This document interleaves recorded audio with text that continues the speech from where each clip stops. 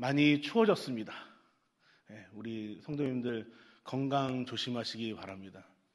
혹시 알러지 있으신 분 계세요? 비염 알러지? 있으시구나.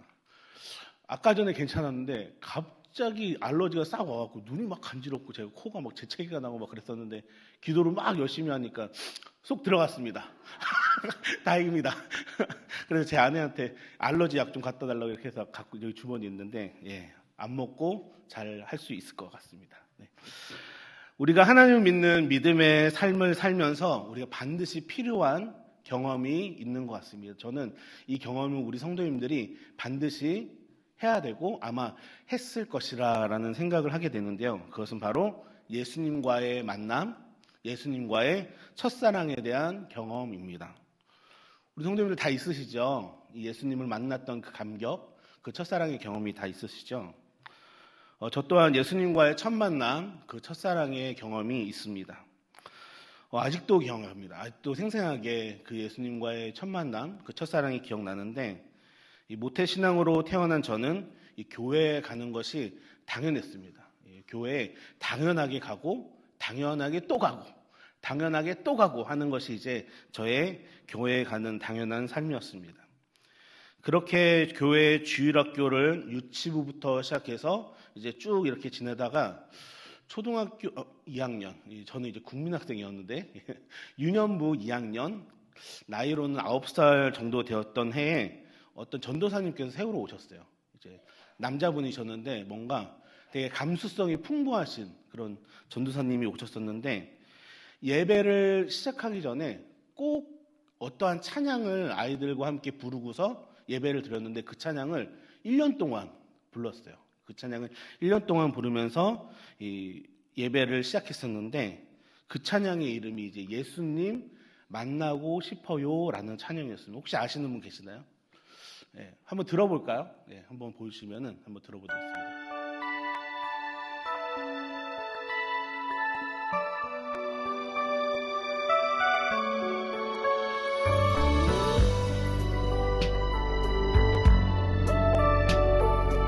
아시는 분은 같이 한번 불러보겠습니다. 예수님 만나고 싶어요. 예수님 만나고 싶어요. 손을 모아 기도할 때 응답해 주세요. 요런 찬양입니다. 꺼주셔도 됩니다. 계속 부르고 싶죠? 제가 이제 이 찬양을 1년 동안 이렇게 불렀는데 이 찬양을 한 달 정도 불렀을 때인데 너무 좋은 거예요. 이 찬양이 예수님 만나고 싶다는 표현도 잘 모르면서 예수님 만난다는 그 느낌도 잘 모르면서 이 찬양을 열심히 불렀던 것 같습니다. 부르다가 어떻게 됐냐면은 이제 저랑 제 남동생이랑 같이 방에서 자는데 제가 벽 쪽에서 이렇게 잤거든요. 벽 쪽에서 붙어 자고 제 남동생이 바깥쪽으로 잤는데 제가 연필로 그 벽에다가 썼어요. 이렇게 예수님 만나고 싶어요. 예수님 만나고 싶어요. 손을 모아 기도할 때 응답해 주세요라고 이 초등학교 2학년이 글씨로 이렇게 해서 쓰면서 제가 막 이렇게 찬양하면서 잤던 기억이 아직도 있습니다.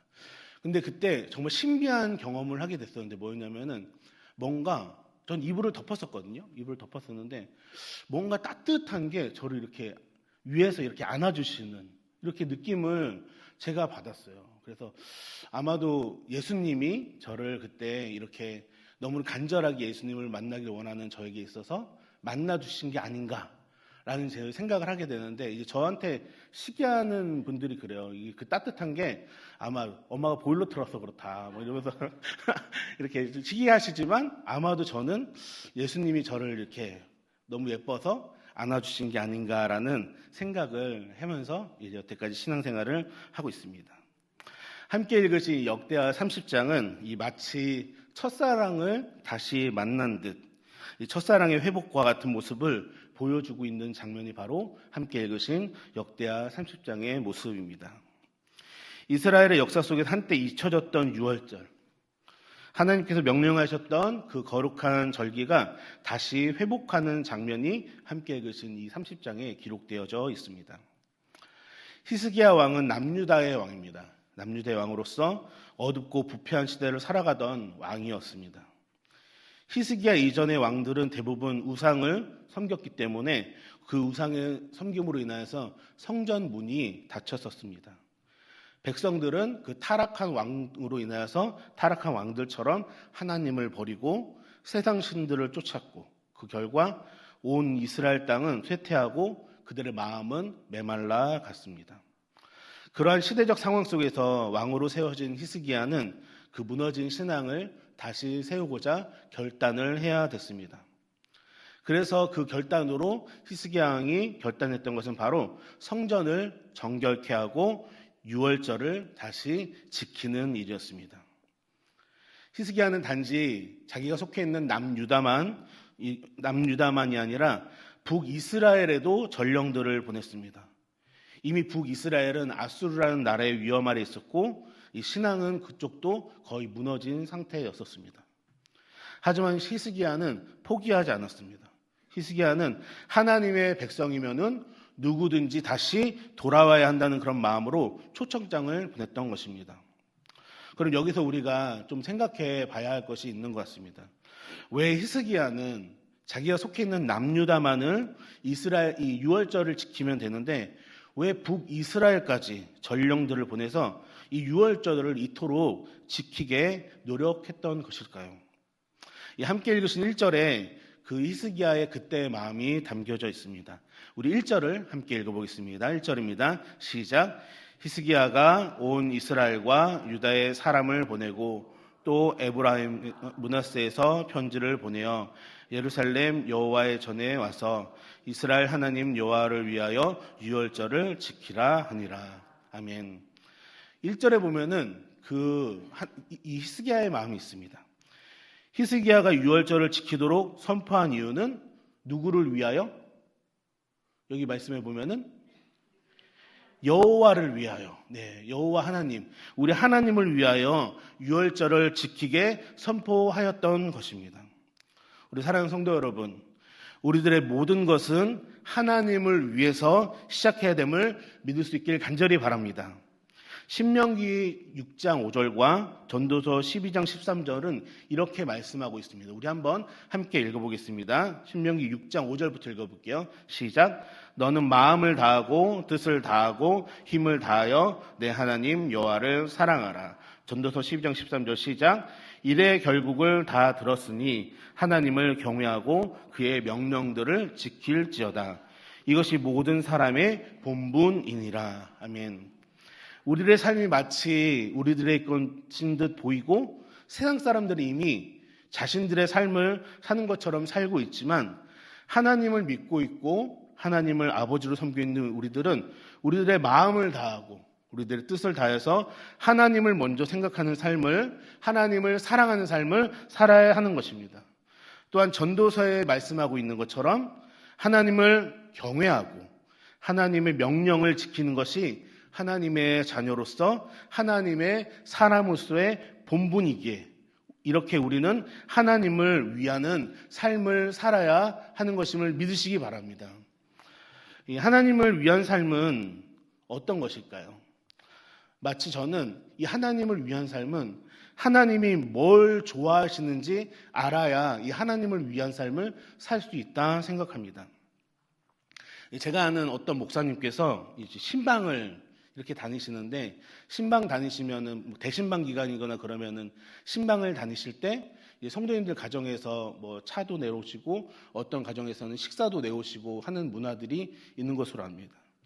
이제 목사님께서 식사를 하시게 되는데 뭘 좋아한다고 얘기하면 될까요, 안 될까요? 될까요, 안 될까요? 안 되죠. 왜요? 그럼 계속 그게 이제 계속 그 반찬, 만약에 삼계탕을 좋아하시면 이 집 삼계탕 먹는데 저 집도 삼계탕 먹고 저 집도 그냥 계속 삼계탕만 드시는 거예요. 그래서 이 목사님께서는 아내한테 말씀하셨대요.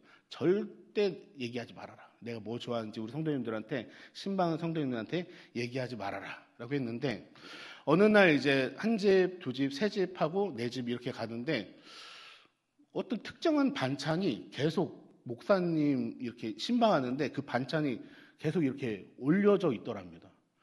그래서 이게 신기해가지고 이거 우리 아내가 얘기하지 말라 얘기했구만 이렇게 생각해갖고 그 권사님한테 얘기했답니다. 그 권사님이 이게 이 반찬이 저를 자꾸 따라다녀요.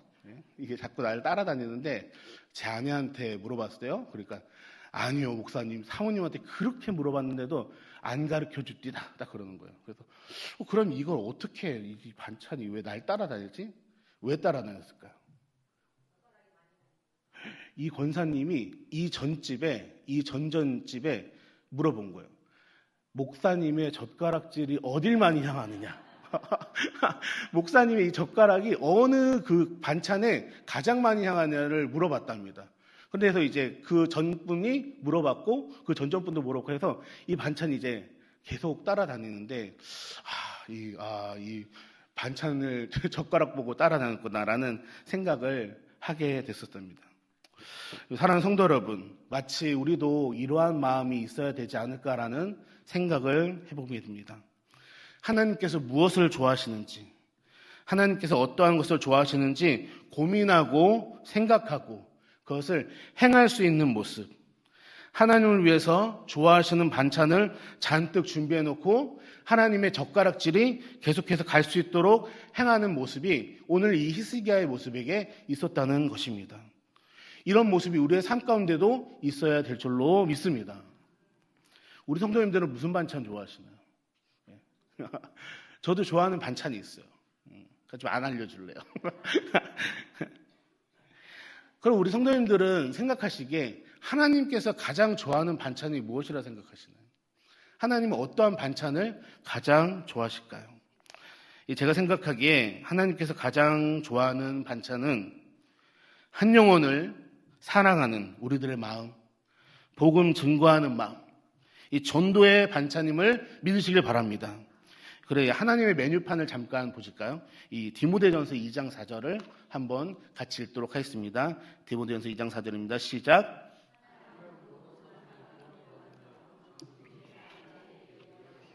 아멘.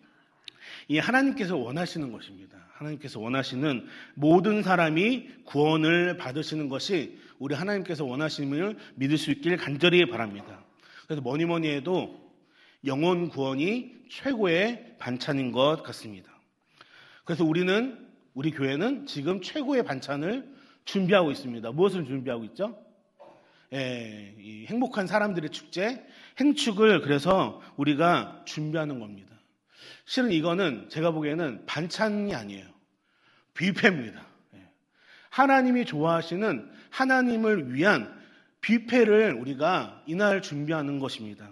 그래서 사랑하는 태신자들을 그 뷔페에 데려오는 거예요. 그래서 우리 하나님께 소개하는 거죠. 하나님, 내가 사랑하는 태신자예요. 이 태신자도 뭐하게 해주세요? 나처럼 구원받게 해주세요.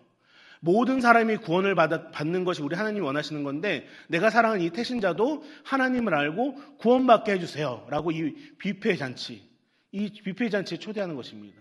또 이 태신자에게도 소개하는 거죠.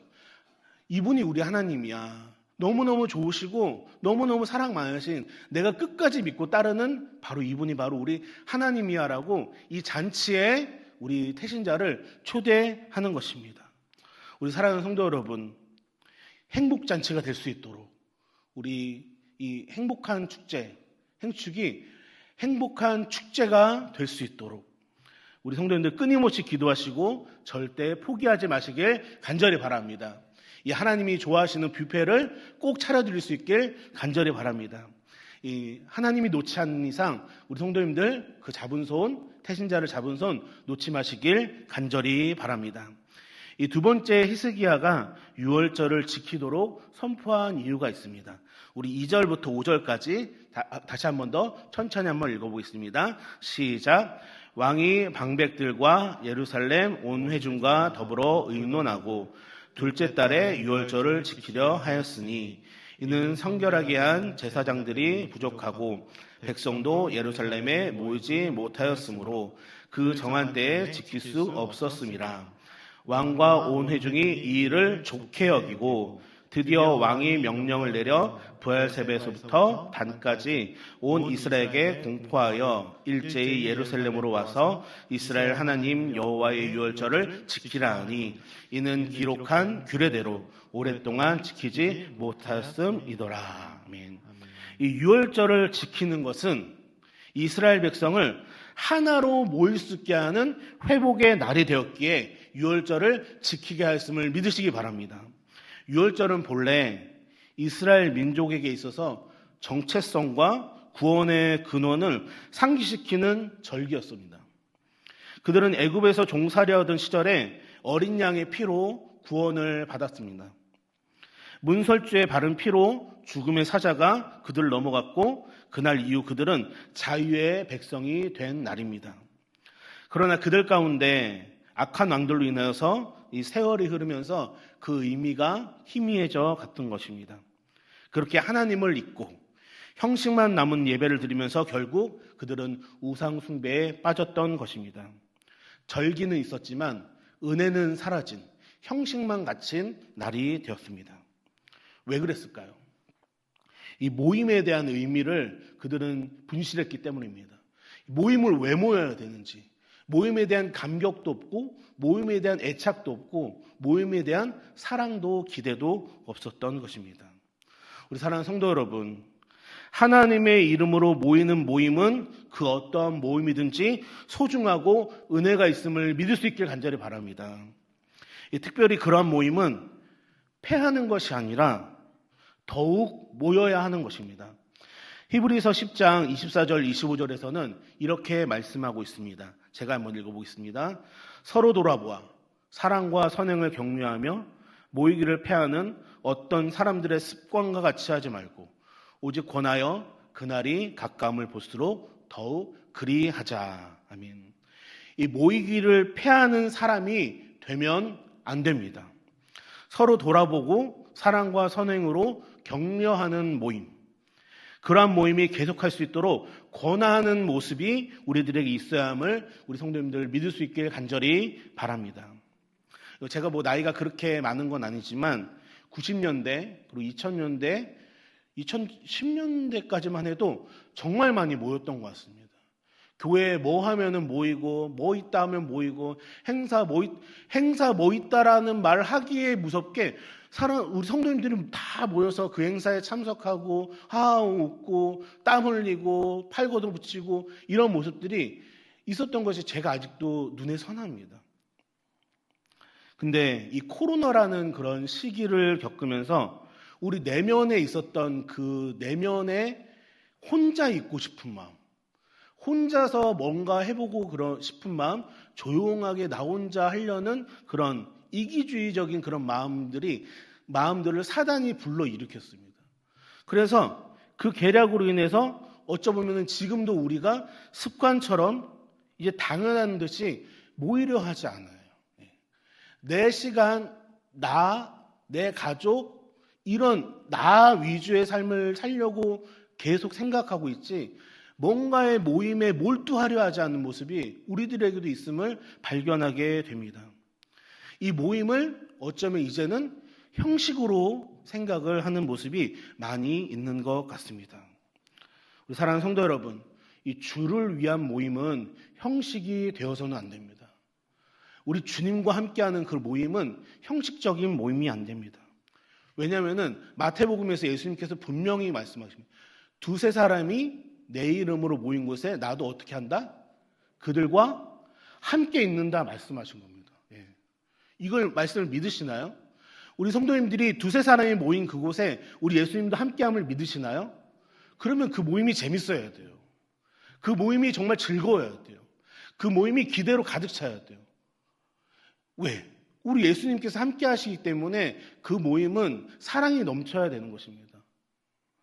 누군가가 주님의 이름으로 두세 사람이 모였다? 나도 그 모임에 가야 돼요. 왜요? 우리 예수님이 그 모임에 함께 하시기 때문에 그 모임을 우리도 참석해야 되는 것입니다.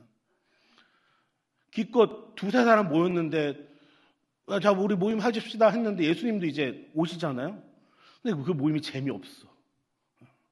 그 모임이 기대감이 없어. 그 모임이 서로 사랑함이 전혀 느껴지지 않아. 그러면은 그 두세 사람 가운데 모인 예수님의 마음이 어떠할까요? 옆에 기껏 예수님께서 이렇게 찾아오셨는데 그냥 형식적으로 예배드리고 형식적으로 모임하고 어떨 때 그 모임에 오지도 않고 이러면은 예수님의 마음이 어떠할지 우리가 생각해 봤으면 좋겠습니다. 우리 성도님들 그렇지 않은가요? 즐겁게 놀려고 이제 휴가철에 막 준비해가지고 바닷가 딱 놀러 갔는데 도착하자마자 비가 막 내리고 비가 계속 와. 제가 이번 여름에 그랬어요. 바닷가 놀러 갔는데 비가 계속 와요. 그래서 이제 실내에서만 노는 걸 했었는데 마치 그런 것과 같습니다. 우리 예수님도 우리가 즐겁게 하려고 왔는데 다들 울상이야. 말도 잘하네. 이러면은 그 모임이 어떨까요? 우리 교회에서 하는 그런 수많은 모임들이 있는데 나 안 가도 되겠지. 이미 예수님은 내가 오길 기다리고 계신데 예수님께서는 그 모임에 나도 참석하길 원하고 계신데 내가 만약에 그 모임에 안 간다면은 우리 예수님은 아마도 그 모임에서 우리를 기다리고 계실 것입니다. 우리 사랑하는 성도 여러분, 우리가 가지는 여러 모임들을 기대감으로 설레임으로 그 안에서 함께 하시는 예수님과 교제한다는 생각으로 모임에 참석하실 수 있는 우리 귀한 성도님들 될 수 있기를 간절히 바랍니다. 이 당장 모이는 우리 구역 모임들도 형식이 아닌 진심으로 모일 수 있는 그런 모임이 될 수 있길 간절히 바랍니다. 그리고 또 우리 현재 진행하고 있는 해피브런치에도 우리 성도님들의 태신자들을 데려왔으면 좋겠어요. 데려와서 여러 가지 맛있는, 이번에 저도 먹었는데 이렇게 크루아상에 야채 넣고 뭐 햄 넣고 해서 먹었는데 2개씩 주셨거든요. 2개 먹었는데 제가 이제 배고파 보였는지 옆에서 이제 전도사 한 분이 주셨는데 또 주셔갖고 4개를 먹었어요. 너무너무 맛있어갖고 이제 너무 4개를 제가 먹게 됐던. 아마 이번 주에도 맛있고 다음 주에도 맛있고. 이 해피브런치에 우리 태신자들 데려올 수 있길 간절히 바랍니다.